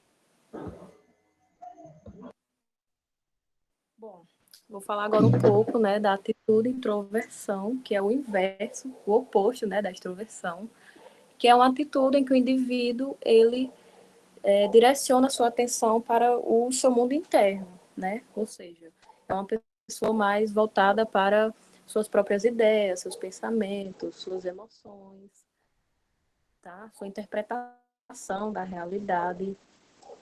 Então, assim, um perfil de uma pessoa introvertida seria uma postura mais reservada. Ela se recolhe mais socialmente, ela não expressa tanto suas opiniões, ela vai pensar bem antes de agir, tá? Então, é bem nessa linha de pensamento. E segundo Jung, ele diz que nenhum ser humano é 100% introvertido ou 100% extrovertido. Vai existir pessoas que vai ser mais introvertidas e outras mais extrovertidas. E aquelas outras pessoas que conseguem equilibrar as duas atitudes, né? Que são pessoas mais saudáveis psicologicamente. Mas ele diz que as duas atitudes em si existem dentro de nós, mesmo que uma seja consciente e a outra inconsciente. E um exemplo assim que eu posso dar de uma pessoa que introvertida, que em determinada situação ela vai apresentar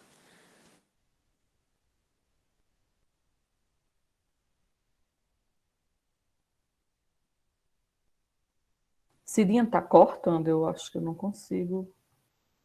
Não conseguimos te escutar. Oi, tá me ouvindo? Agora sim, vai. Então, em uma determinada situação, o introvertido, ele pode sim ter uma característica mais extrovertida. Por exemplo, no local de trabalho, né? Ele vai ser impulsionado a ser mais... ele vai socializar mais com as pessoas, ele vai compartilhar suas ideias, Interagir, suas né? opiniões. Interagir, exatamente. Então, assim, isso aí já é um comportamento averso do qual ele já costuma apresentar. E é isso. Agora a Andressa eu vou passar a fala para a Andressa, que vai concluir o nosso tema.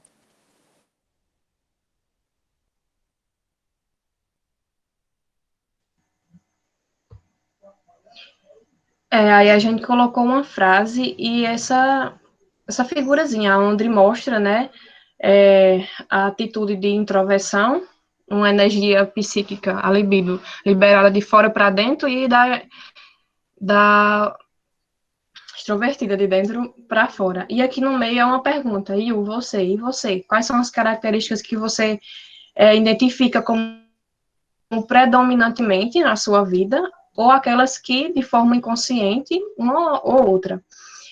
Jung, ele vai dizer que essas atitudes, elas são naturais do ser humano, mas como só uma que predomina, elas são tanto natural quanto também são opostas, né? É tanto que em uma atitude de extroversão, quando alguma fala, você não pode falar e silenciar ao mesmo tempo. Se a fala, no momento que eu estou falando agora, é uma atitude de extroversão de dentro para fora, vocês que estão me escutando, a atitude de introversão, vocês estão nesse momento prestando atenção, então não tem como fazer as duas ao mesmo tempo, por isso que são opostas, mas que são naturais do ser humano e que podem sim viver um equilíbrio, a harmonia, é por isso que uma predomina e a outra não. Ele vai dizer que a harmonia das atitudes supõe uma suprema arte de viver, né? Não sei se vocês concordam comigo, imagina só se a gente só tivesse uma dessas atitudes predominantes, se a gente só quisesse falar, ou então só ficasse na nossa. Então, acredito que eu concordo também com o Jung nessa questão de que o equilíbrio entre as duas nos faz viver de uma forma assim melhor, mais dinâmica, mais saudável, não só com nós, mas com o próximo.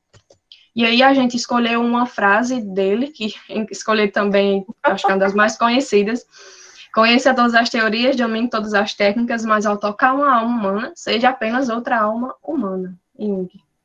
Pronto, pessoal. É isso, Pedro. Obrigada pela atenção a todos. Perfeito, pessoal. Então, o pessoal aí que vai iniciar agora já podem ir se preparando aí para poder apresentar, tá?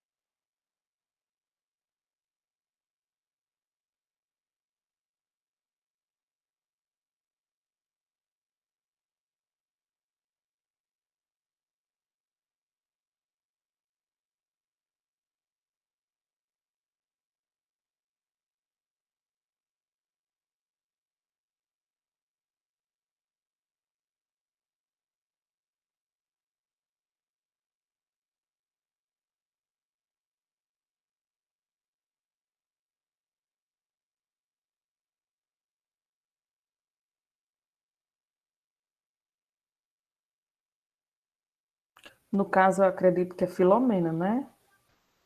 Isso. Filomena. Filomena, Boa baixinho. noite. Isso.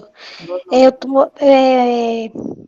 nós vamos dar início. Eu queria pedir a Márcio para dar início à apresentação dos slides. Pessoal, olha aí se vão entrar aí a apresentação do slide, por favor. Pode deixar, Márcio.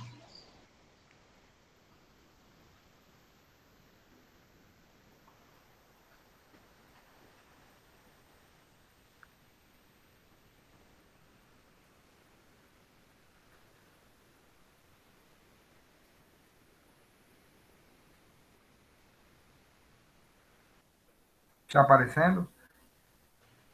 Ainda não, tá?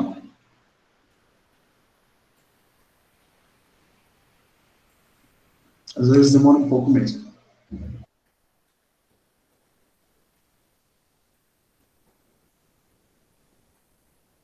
Agora sim, Marcos.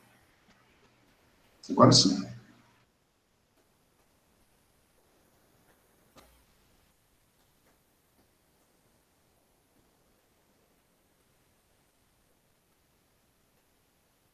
Bom, pessoal, boa noite.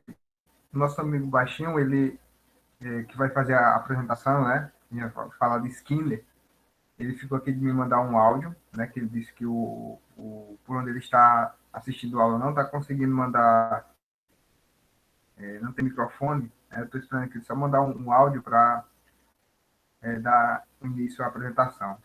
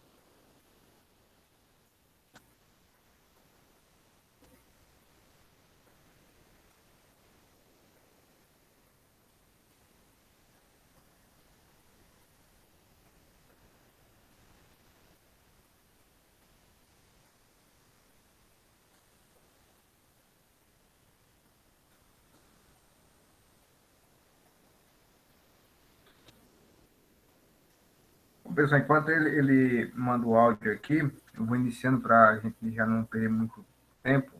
A gente vai falar de Skinner, né? E vamos falar um pouco, né, sobre a biografia, né? Os componentes do grupo.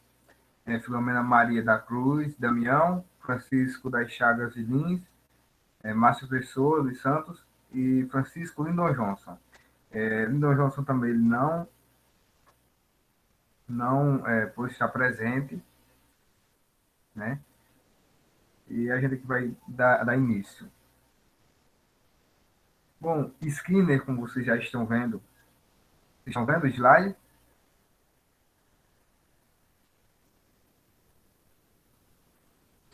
Sim, Márcio, estamos sim, viu? Pode dar continuidade.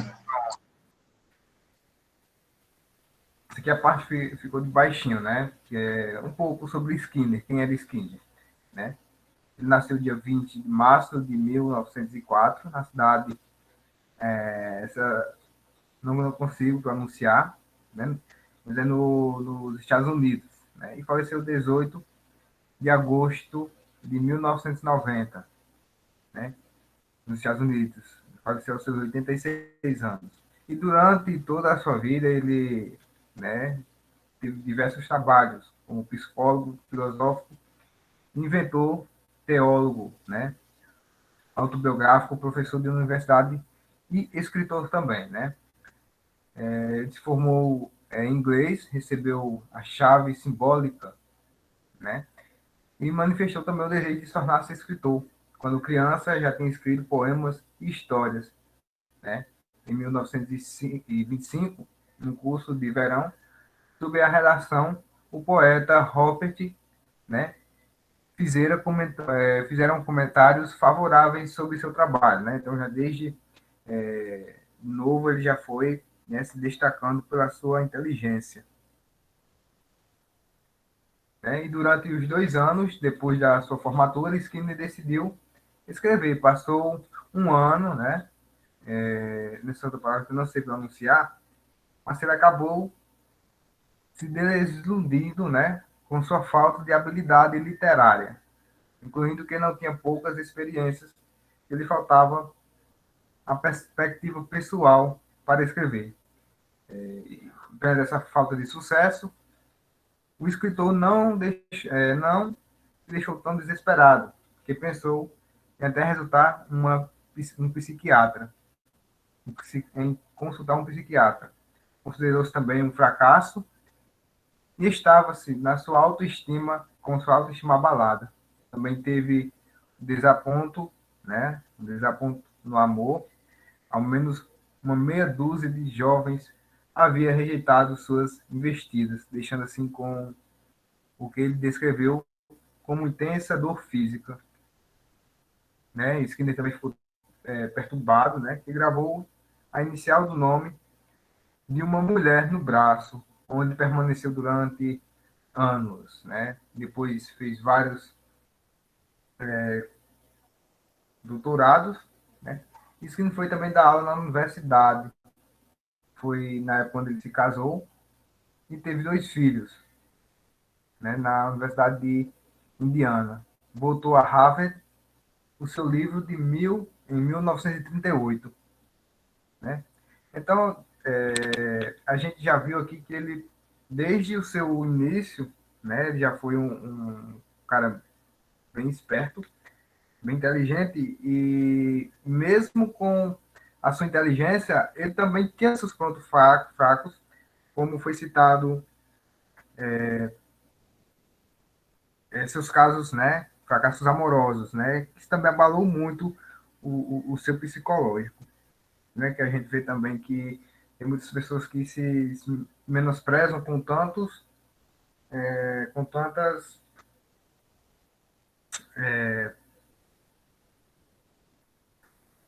me esqueci agora a palavra, com quantas qualidades, né, tantas qualidades, mas mesmo assim a gente não se acha 100%, né.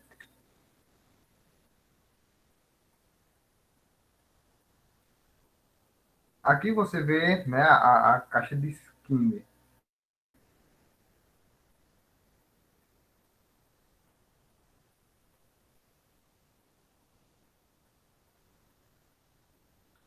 Que foi já, né, o começo de suas atividades, né, de estudos, onde vê o desenvolvimento, né. Você vê aqui que aqui o ratinho, né, ele é estimulado a correr. Também tem aqui o armazenamento de grãos, né, o fio gerador de choques, que é onde vai fazer que ele, para não levar esse choque, ele impulsiona o pedal, né, o mais rápido possível, trazendo um armazenamento também, né, de eletricidade.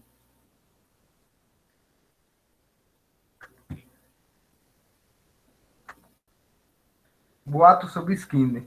Quando sua filha nasceu, né, disseram também que ele criou essa espécie de berço climatizado, onde espalhou vários boatos e conversas que eu mesmo teria submetido a sua filha à experiência, né, semelhante à que eles faziam em seu laboratório com os ratos, né, onde trouxe grandes inúmeras aceitações, né, perante a sociedade, como ele também poderia estar menosprezando a vida humana, né, o ser humano. Márcio, agora pode deixar comigo. Pronto. Boa noite a todos. Nós vamos, dando continuidade ao nosso trabalho, vamos falar sobre behaviorismo, que é o conjunto de abordagens nascidas no século XIX e XX, que propõe um comportamento publicamente observável como objeto de estudo da psicologia. Alguns consideram John B. Watson, de 1878 a 1958, o fundador do behaviorismo metodológico, por conta de seu manifesto de 1913, no qual afirma a psicologia como um behaviorista a ver é um ramo puramente objetivo da ciência natural. Seu objetivo teórico é a previsão e o controle do comportamento. A introspecção não é parte essencial de seus métodos. O behaviorista, em seus esforços para conseguir um esquema unitário das respostas animais, não reconhece uma linha divisória entre o homem e besta. Enfim, o behaviorismo tem como objeto de estudo o comportamento. Passe para o próximo slide, por gentileza.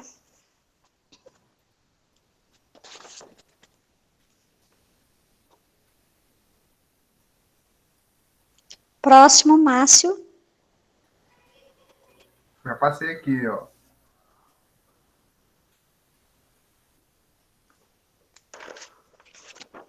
Apareceu ainda não? Não, não apareceu ainda. É sobre o behaviorismo, é isso? Sobre o behaviorismo. Pronto, eu vou dar continuidade aqui. O behaviorismo, ele restringe seu estudo ao comportamento, tomando como um conjunto de reações dos organismos aos estímulos externos. Skinner criou na década de 40 o behaviorismo radical, como uma proposta filosófica sobre o comportamento do homem. Ele foi radicalmente contra causas externas, ou seja, mentais, para explicar a conduta humana e negou também a realidade e a atuação dos elementos cognitivos, opondo-se à concepção de Watson, que só não estendia seus estudos aos fenômenos mentais pelas limitações da metodologia.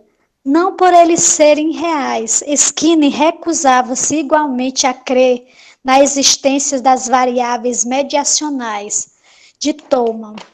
Em resumo, ele acreditava que o indivíduo é um ser único, homogêneo, e não um todo constituído de corpo e mente.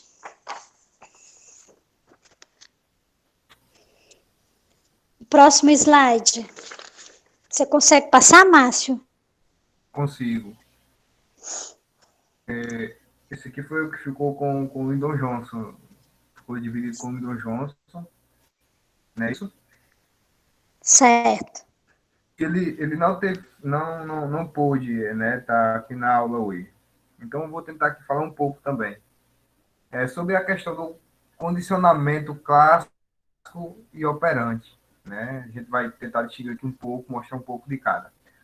O condicionamento clássico é um processo que descreve a modificação de alguns comportamentos com base nos efeitos e respostas sobre o sistema nervoso central dos seres vivos, que também é conhecido como sistema de punição e recompensa ao comportamentalismo.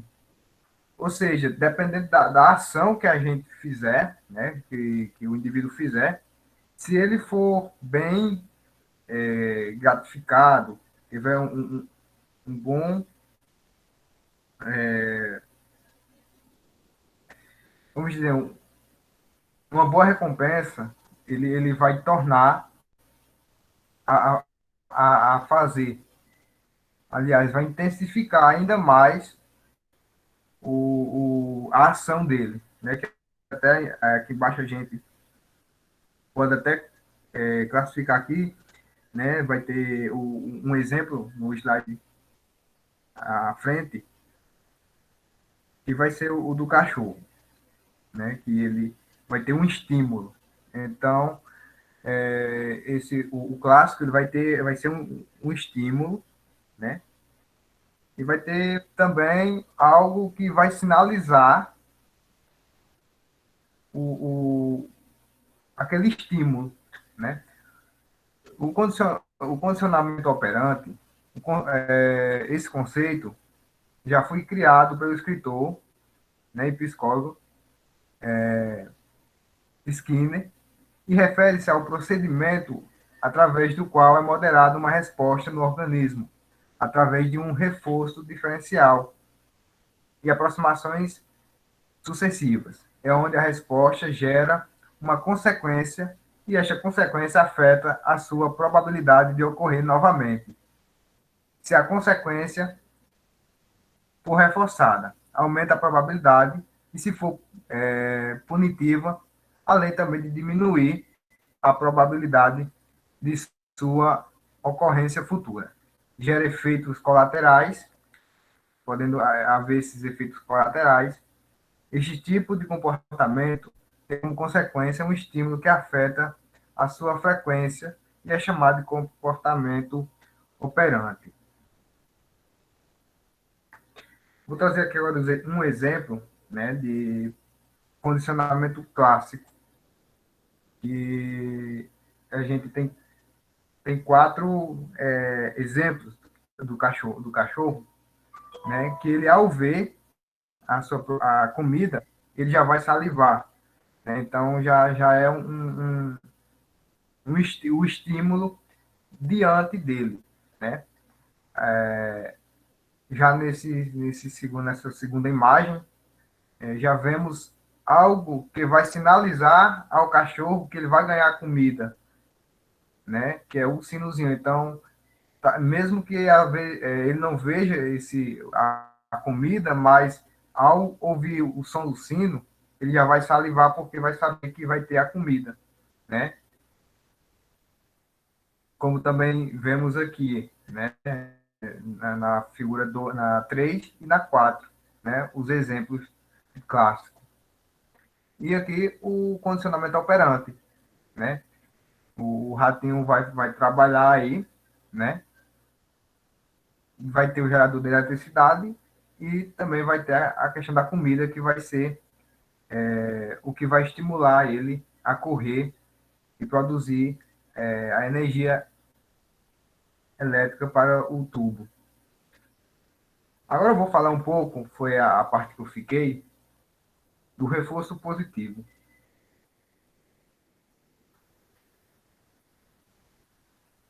Vocês estão me ouvindo bem? Estamos sim.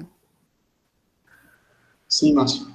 O reforço positivo, ele é um método treinado que se baseia em um sistema de recompensa, né? A gente pode muito citar, como até nessa imagem da criança, se você fizer, se nós que estamos estudando aqui, a gente tirar boas notas, a gente vai conseguir avançar de período, né? Isso a gente sendo um bom aluno, fazendo as atividades, então a gente vai ter a recompensa. E vai dar o prazer que a gente continue, né, com as boas notas, continue desempenhando um bom papel como estudante. É igual se você for um cantor ou uma cantora, né? Um exemplo muito é essas músicas que tanto se repetem quando faz sucesso de cada banda. Se ela for cantada uma vez por uma banda e não fizer sucesso, ela não vai ser mais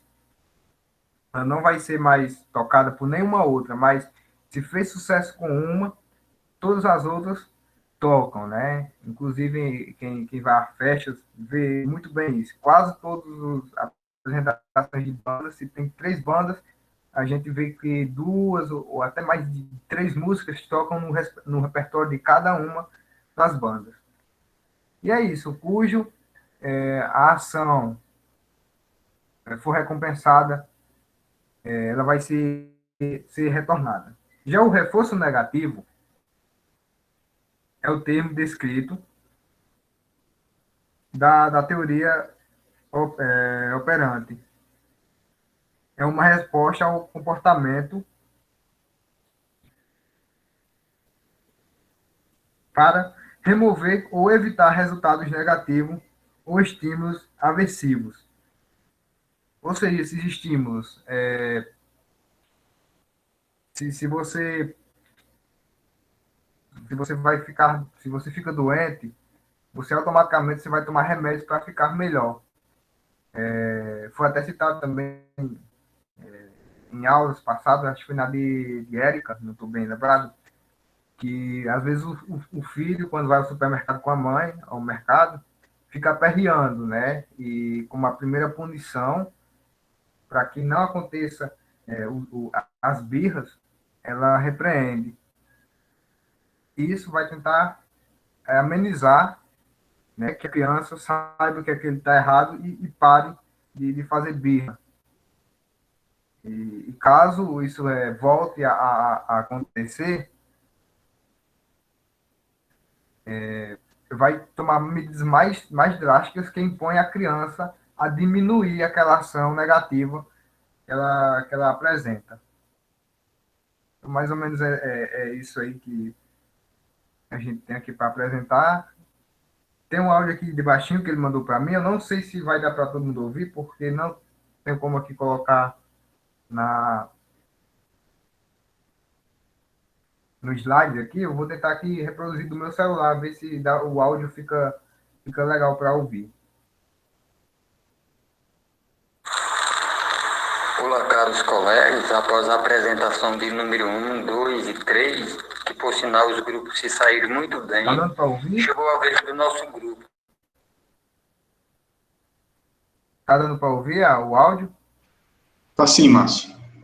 De número 4, compostos por Baixinho, Marcos, Lindor Johnson e Filomena, onde ficamos responsáveis por Skinner, onde eu já inicio com a sua biografia, que diz que Skinner nasceu em 20 de março de 1904, na cidade de Susquehanna, Pensilvânia, Estados Unidos. Foi criado em ambiente de disciplina severa. Seus únicos interesses eram a poesia e a filosofia.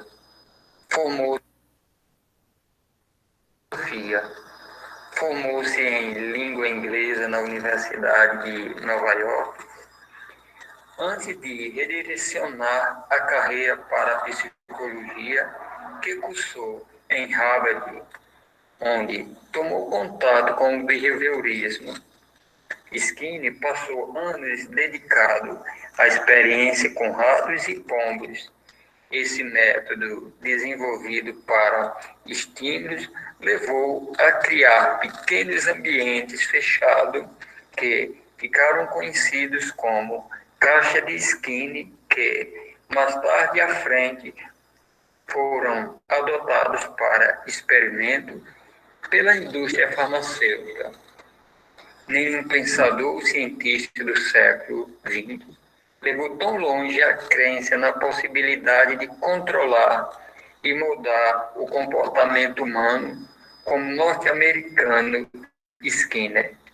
Durante sua vida, seguiu em diversos trabalhos, como psicólogo, filósofo, inventor, etólogo, autobiógrafo, professor universitário e escritor. Formou-se em inglês, recebeu a chave simbólica da Phi Beta Kappa e manifestou o desejo de tornar-se escritor. Quando criança, tinha escrito poemas e histórias. E em 1925, num curso de verão sobre redação, o poeta Robert Frost fizeram comentários favoráveis sobre seu trabalho. Durante 2 anos depois da formatura, Skinner dedicou-se a escrever. Passou um ano no Village, mas acabou se desiludindo com sua falta de habilidade literária. Concluiu que tinha poucas experiências e que lhe faltava uma perspectiva pessoal para escrever. Essa falta de sucesso como escritor deixou tão desesperado que pensou em consultar um psiquiatra. Considerou-se um fracasso e estava com sua autoestima abalada. Também estava desapontado no amor. Ao menos uma meia dúzia de jovens havia rejeitado suas investidas, deixando com que ele descreveu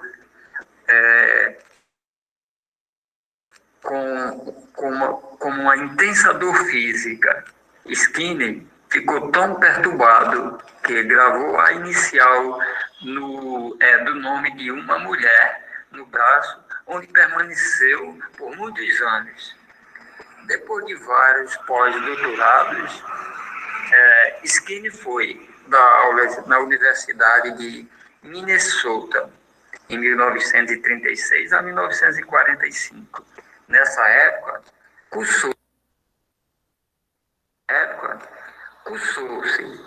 casou-se com Yvonne Blue, com quem teve 2 filhos, e na Universidade de Índia, de 1945 a 1947, voltou a Harvard. Skinner manteve-se produtivo até sua morte, aos 86 anos, no dia 18 de agosto de 1990. Em seus últimos anos de vida, ele construiu no porão da casa sua própria caixa de Skinner, um ambiente controlado que propiciava reforço positivo. Ele dormia ali num tanque plástico amarelo, de tamanho apenas suficiente para conter um colchão, algumas prateleiras de livros e um pequeno televisor. Ia dormir todas as noites às 10, acordava 3 horas depois, trabalhava por 1 hora, dormia mais 3 horas e despertava às 5 da manhã para trabalhar mais 3 horas. Então, ia para o gabinete da universidade para trabalhar mais e toda tarde recuperava as forças ouvindo música. Agora Filomena dá continuidade. Foi o áudio que ele mandou, que seria a iniciação do trabalho. E assim a gente finaliza o nosso trabalho hoje. Perfeito, pessoal. Então, gente, encerramos por hoje. Gostaria de parabenizar a todos os grupos pelas apresentações, tá? Deixa eu olhar aqui para a câmera que eu estou olhando para a outra tela. Parabéns a todos, de verdade, tá? Pelo esforço, pela dedicação que vocês tiveram nas apresentações. Eu pretendo, assim, realizar um feedback não individual, mas para cada grupo, né, sobre as observações que eu vou fazer acerca disso, tá? Eu vou tentar correr para fazer isso o mais breve possível para poder estar repassando isso para vocês. Como eu mencionei, né, na aula que eu passei esses trabalhos, a gente tem aqui a ideia de estar avaliando algumas questões, né, mais específicas, tá? Eu vou estar passando esse feedback para vocês também, certo? Daquilo que eu estive avaliando, observando e também apontando aí para vocês algumas oportunidades de melhoria, né, para a gente poder direcionar e ir fazendo, como eu falei para vocês já muitas vezes. A ideia é que nós construamos aí nosso conhecimento de forma conjunta e que as oportunidades que eu tiver, por exemplo, de a gente ir aperfeiçoando, trazendo um pouco mais de desenvolvimento para cada um de nós, eu vou estar trazendo isso para vocês, e a ideia do seminário de hoje, né, essas apresentações de hoje, é justamente trazer essa questão, verificar alguns pontos focais que a gente precisa ir evoluindo, tá bom? De todo modo, aí aliás, agradeço a todos pelo tempo disponibilizado, parabenizo mais uma vez pelo esforço, pelos slides, pelas apresentações, tá? Em breve vocês vão estar recebendo aí a nota de vocês, juntamente com o feedback da minha parte. Então, eu vou ver como que eu posso fazer esse feedback, se a gente faz uma videochamada, se eu mando algum áudio para vocês, se eu faço isso por escrito, eu vou estar verificando direitinho e passo isso para vocês o mais breve possível, tá bom? Então, desejo a todos aí, tá, um bom descanso, um bom final de semana para vocês. A gente se encontra aí na quinta-feira, na quarta-feira nós não teremos aula, certamente. Aliás, semana que vem vamos ter quarta e quinta, que eu estou confundindo com o dia 21.